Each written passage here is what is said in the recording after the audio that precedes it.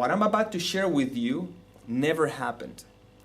But it appears as if it happened, because it appears, observe that I'm using the word appears, I'll use it a lot. It appears as if I am here talking to you. And if you're there, listening to me. You know? That's part of the grand illusion. That give testimony to the belief that this is really happening. So, God is all that there is. And that's why A Course in Miracles is established as a non-dual teaching. Non-dual means not two, it means one. And even the word one is something that we have to be careful of, because the word one implies somehow an objective quality of one. So in reality, all that there is. But again, that's where the language is going to limit us. And we're going to use the best of our language just to see what happens. Okay? So, there's only God, there's only oneness, there's only peace, there's only joy, there's only that which is. Okay?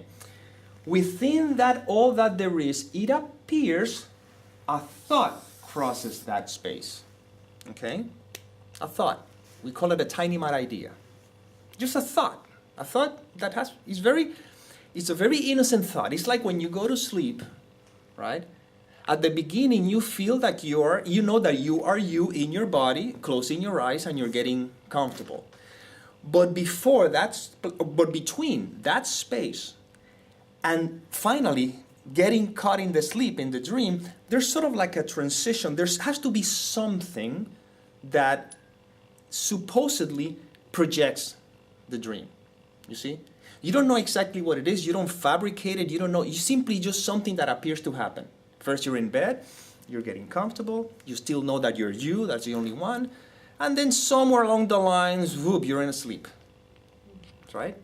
And in that sleep a dream appears, supposedly.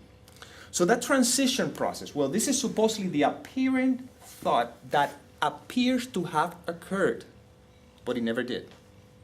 Right? So, in this thought that appears to occur, this is in any way, in any sense, what we refer to as the thought system of separation. A Course in Miracles refers to as consciousness. Right? I'm going to use the word mind as a way of saying that, there's the mind, there's God, and there's the mind. Right? You can use the word consciousness.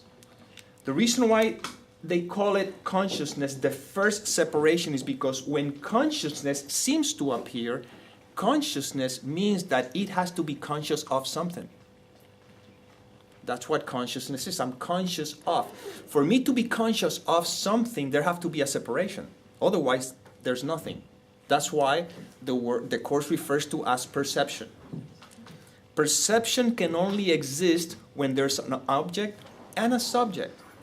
Otherwise, it could not exist. In oneness, perception doesn't exist. What does that mean? In oneness, it's all that there is. But in perception, I can perceive a woman. You see? And I can perceive an eye that seems to be looking at a woman, or a chair, or a camera. You see? This is the world of perception. Right? So we also call it the world of the ego. That's what the ego is. The ego is really a thought in the mind. Now, in the moment that this appearing thought appears to show up, it's like when you see your son or your daughter is about to fall asleep. In the moment you see them going like this, you go, wait. Does that make sense? So in the moment that it appears as if the thought of separation has occurred, which meaning that the ego thought system is born, right? In that moment, the answer was given. Those of you who are familiar with the Course in Miracles, you know what that answer is? Holy Spirit. A Holy Spirit is nothing but a memory. See, this is a belief that I'm separate from everything. This is just a reminder that this is not true. That's what the Holy Spirit is. Right? So, as you can see, where is that the ego is undone? In the mind.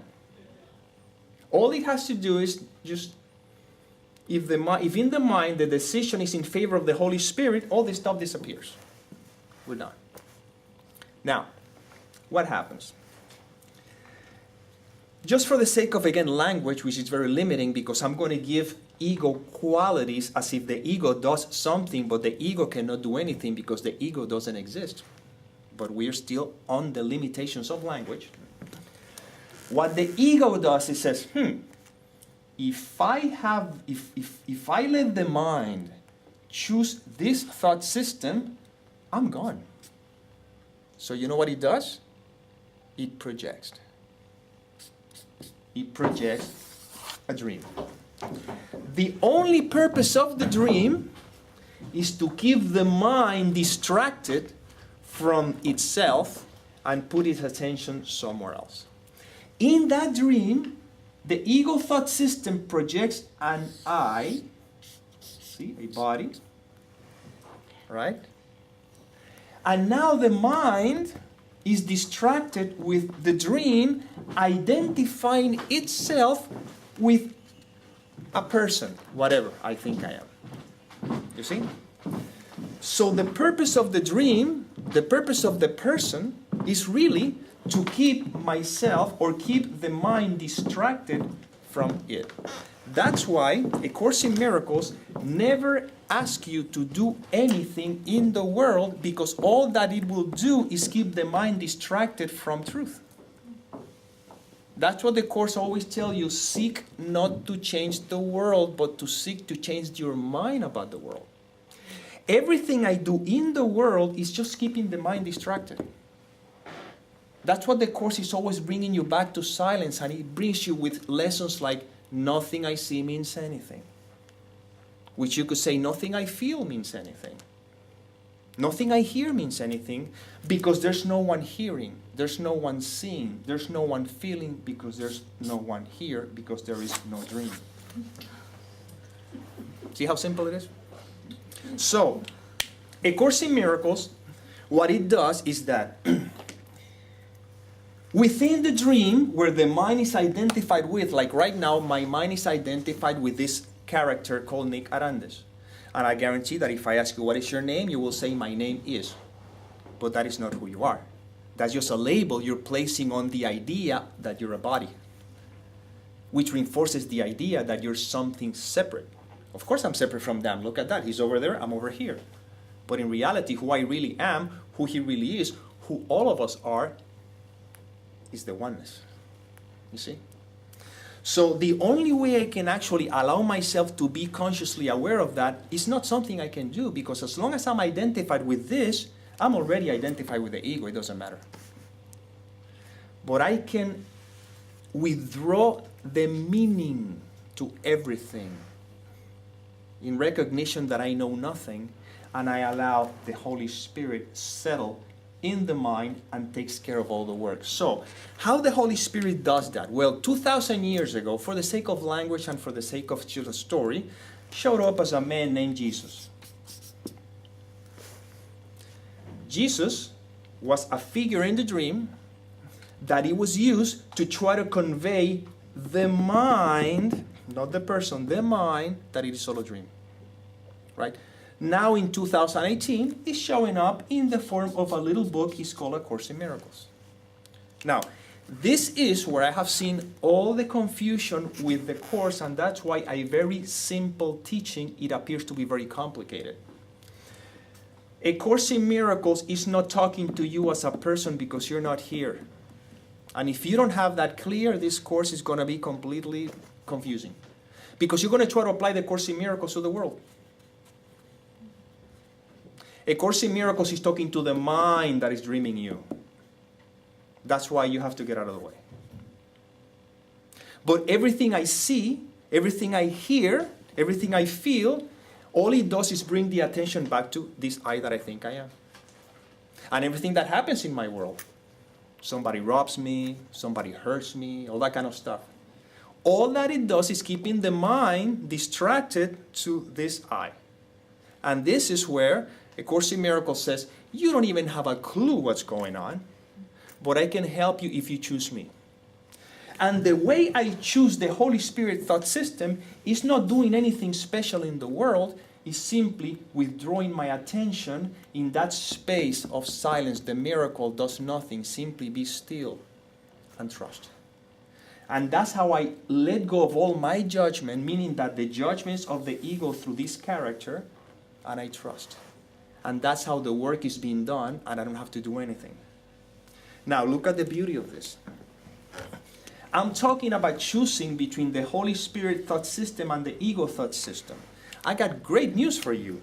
You cannot choose between two thought systems because there are no such thing as two thought systems, because the thought system of the ego is not true. You're like, what the hell this guy's talking about? In other words, I don't choose the Holy Spirit thought system because the choosing of the Holy Spirit thought system would imply that there is an ego thought system. And now I'm choosing between the two. I already chose the ego thought system. You know how I know that? Because I'm here. Because I think I'm a body. Because I think that there's a world. That implies I already chose the ego thought system. But now that I'm in this mess, what do? And the Holy Spirit says, I need do nothing. What it means, I don't choose the Holy Spirit thought system. I simply surrender to what is, and in that surrendering to what is, I am no longer holding on to the ego thought system, and that is the equivalent of choosing the Holy Spirit thought system. That's why A Course in Miracles is so simple. Not easy, because there's a lot of resistance.